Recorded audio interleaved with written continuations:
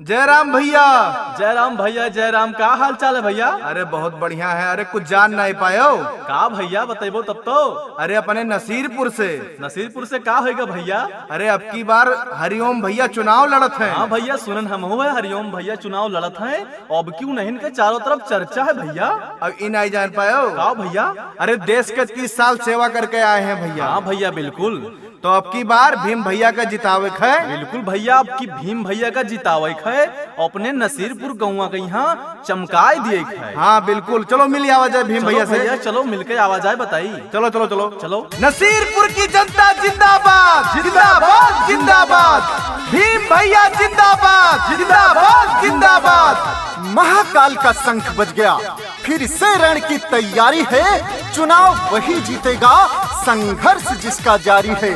जी हाँ, आपके अपने ग्राम पंचायत नसीरपुर, पोस्ट शेरगढ़, जिला कौशाम्बी से सूबेदार सेवा निवृत्त प्रधान पद के प्रत्याशी हरिओम ओझा भीम ओझा जी इस बार है मैदान में आप सभी के सम्मान में। तो याद रखिएगा, अपना मतदान देकर भारी बहुमत से जिताना है। हरिओम ओझा जी को अपना प्रधान बनाना है। गायक अभिषेक सिंह। अब की नसीरपुर के चमकी भगिया, खुश रही है सगर गरीब और दुखिया। अब की नसीरपुर के चमकी भगिया, खुश रही है सगर गरीब और दुखिया। 24 घंटा मिलेंगे सबको, चाचा हो सरल स्वभाव में।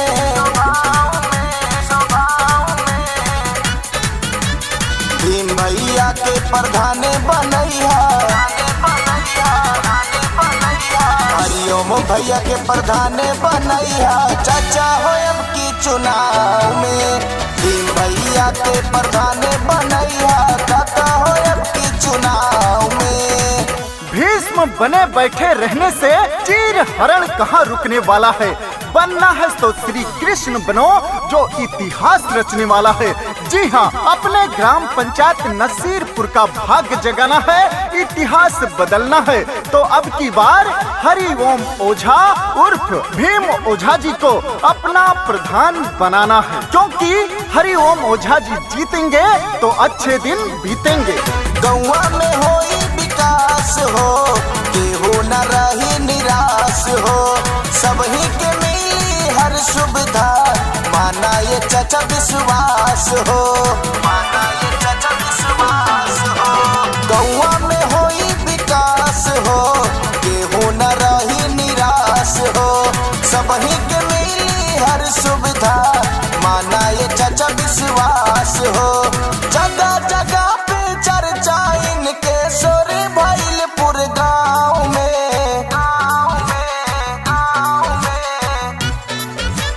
भीम भैया के प्रधान बनैया, हरिओम भैया के प्रधान बनैया। चाचा हो अब की चुनाव में, भीम भैया के प्रधान बनैया। चाचा हो अब की चुनाव में। जलाओ वो सम्मा जिसे आंधी भी बुझा न सके, बनो वो चेहरा जिसे जमाना भी न मिटा सके। जी हाँ, आपकी हक की लड़ाई के लिए आपका बेटा इस बार है मैदान में। आप लोगों को आपके बेटे का साथ निभाना है, अपना आशीर्वाद देकर भारी मतों से जिताना है, अपने ग्राम पंचायत नसीरपुर का प्रधान बनाना है।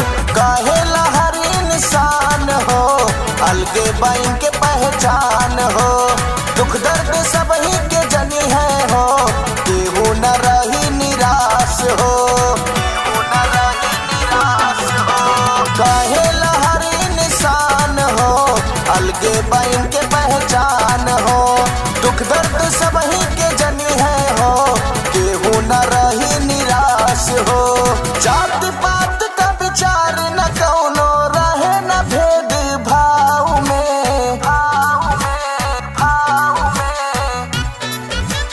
भीम भैया के प्रधान बनैया, हरिओम भैया के प्रधान बनैया। चाचा हो अब की चुनाव में, भीम भैया के प्रधान बनैया। चाचा हो अब की चुनाव में। हरि ओम ओझा जी का वादा है, अपना एक एक वादा निभाएंगे, हर गरीब को हर सुविधा दिलवाएंगे, अपने ग्राम पंचायत को सुंदर स्वच्छ बनाएंगे, सरकारी सुविधाओं को अपने ग्राम पंचायत में लाएंगे। तो याद रखिएगा, किसी के लालच किसी के बहकावे में नहीं आना है। अब की बार अपना कीमती वोट देकर हरिओम ओझा भीम ओझा जी को अपना प्रधान बनाना है। याद रहे, आपका चहेता हरिओम ओझा। बहकावे में केहू के नया हो, मिल के साथ निभैया हो, घर के हवे अपने बेटे हो, अब की विजय बनैया हो, अब की विजय बनैया हो। बहकावे में केहू के नया हो, मिल के साथ निभैया हो, घर के हवे अपने बेटे हो, अब की विजय बनैया हो। देके वोट सब करिहा सपोर्ट, नहीं आइहा विरोधियन के दाव में, दाव में, दाव में। भीम भैया के प्रधान बनैया, हरिओम भैया के प्रधान बनैया, चाचा हो अब की चुनाव में। भीम भैया के प्रधान बनैया, काका हो अब की चुनाव में।